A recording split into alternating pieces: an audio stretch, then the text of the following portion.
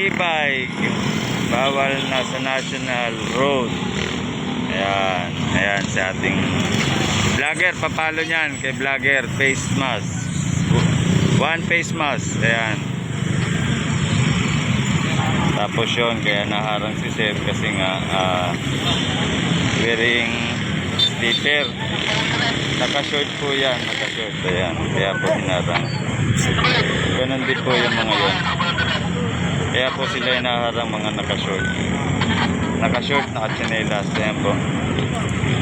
Ganun din po ito. Ayan po yun. Nasa national road po tayo, naka-short and then naka-chinelas po. Alam naman po natin na bawal po. Kaya po, na-apprehend po natin.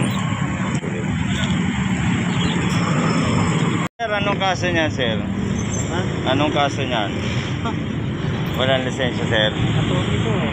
Walang lisensya, sir? Nalimutan, naiwan? Ngayon, lahat ng Naiwan ba, sir? Naiwan? wala. Wala talaga lahat. Ayun, kaya impound si sir. Naiwan. Ayan naman, kaya pinara kasi nga nakasinilas. Ayan, no? Sinilas. Huli. Magmotor tayo ng maayos. Yung Crocs pinapayagan yan, pero yung ganyan sinilas, hindi talaga pwede yan. Driving unregistered vehicle. Ayun.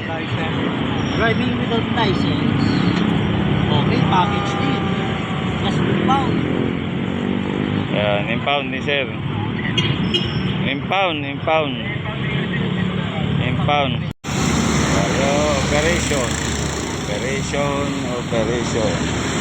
Ayan. Huli pero di kulong. Tapos yun naman yung truck na yun, truck bus. 101. Ayun naman, huli rin pero di kulong. Impound po yan kasi